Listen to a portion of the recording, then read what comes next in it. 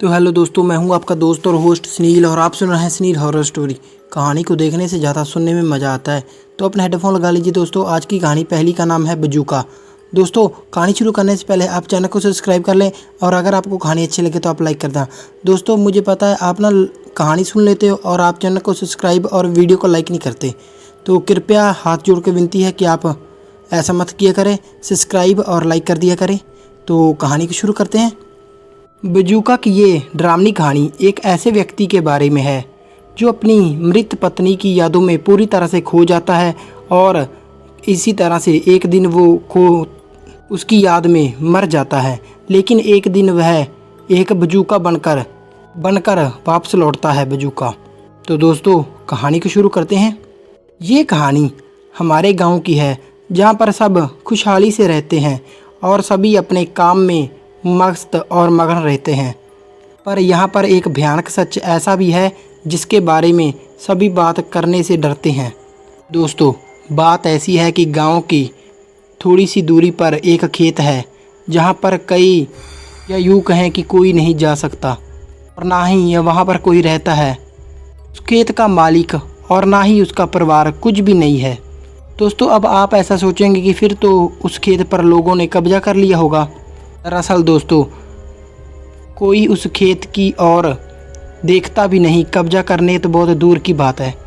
ऐसा इसलिए है क्योंकि उस खेत की रक्षा करता है एक भयानक बजूका और लोगों का मानना है कि उस बजूके में उस खेत के मालिक की आत्मा है जो कि अपने खेत और उस खेत में बने हुए घर से काफ़ी प्यार करता है। उस आदमी के परिवार में केवल उसकी पत्नी थी जिसे वो काफ़ी प्यार करता था और एक दिन उसकी पत्नी एक लंबी बीमारी के चलते मर गई और वो आदमी अकेला पड़ गया। धीरे धीरे उसने अपनी पत्नी की यादों में खाना पीना बंद कर दिया और वो अपने खेत में बने बजूका के पास आकर बैठ गया और वो वहाँ से तब तक नहीं उठा जब तक कि उसकी मौत वहीं पर नहीं हो गई। गांव वालों ने उसे उसकी जगह पर दफना दिया था, उस बजूका के नीचे, और तब से वहाँ भी नहीं जाता। कहा जाता है कि उसकी आत्मा उस बजूका में है और वो अपने घर और खेत की देखभाल करता है। बहुत से लोगों ने उस बजूका को खेत में हिलते हुए देखा है और अपने खेत में चक्कर लगाते हुए देखा है। कोई भी उस खेत में जाने की हिम्मत नहीं करता और गलती से भी अगर किसी ने उस खेत में पैर रख दिया तो बजूका उसे बाहर निकाल देता है या उसे जान से मार देता है।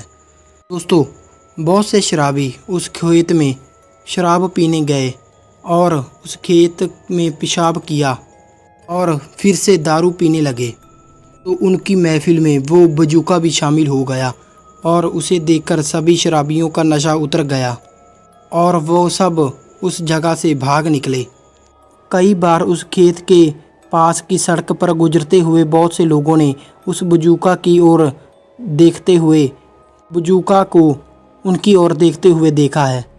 वो बजूका ऐसे तो किसी को कोई नुकसान नहीं पहुंचाता और वो तब तक तो नहीं पहुंचाएगा जब तक कि लोग उसके घर और उसके खेत से दूर रहेंगे। कोई भी आदमी उसके आज तक घर के अंदर नहीं गया और जब उसकी पत्नी मरी थी तो किसी ने भी नहीं देखा था कि उसकी पत्नी का अंतिम संस्कार कैसे हुआ। पर वो बजूका आज भी उसी खेत में रहता है और उस खेत के चारों ओर लंबी और घनी झाड़ियाँ उग गई हैं और अब तो अंदर देख पाना काफ़ी मुश्किल हो गया है। उस खेत में कोई पंछी तक भी नहीं जाता और वो बजूका रात भर उस खेत का और घर का पहरा देता है।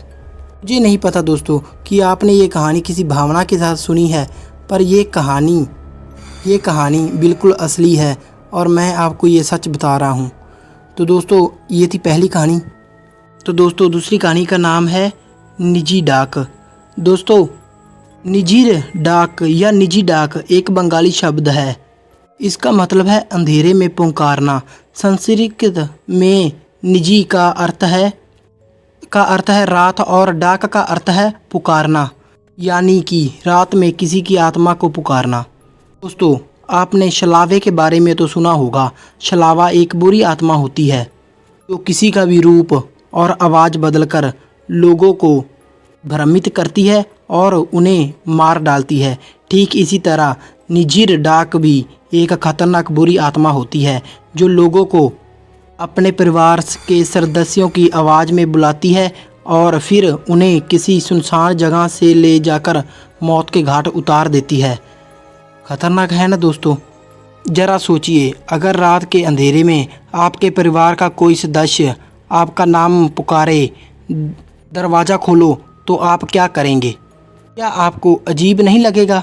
इतनी रात को आपका कोई परिवार का सदस्य बाहर क्यों होगा? या तो ये तो बिल्कुल अजीब है ना।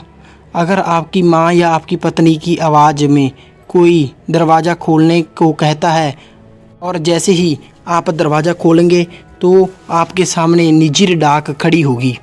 अब आप बच नहीं सकते दोस्तों। निजिर ज़्यादातर माँ या पत्नी की आवाज़ में बुलाती है और जैसे ही आप उसकी बातों में आकर बाहर निकलेंगे तो आपको किसी सुनसान जगह या जंगल में ले जाकर मार डालती है। कहा जाता है कि निजिर डाक का रूप बहुत ही भयानक होता है। इसे देखकर लोग डर के मारे मर भी जाते हैं। हालांकि इससे बचने का कोई तरीका नहीं है। निजिर डाक केवल 2 या 3 बार ही पुकारती है।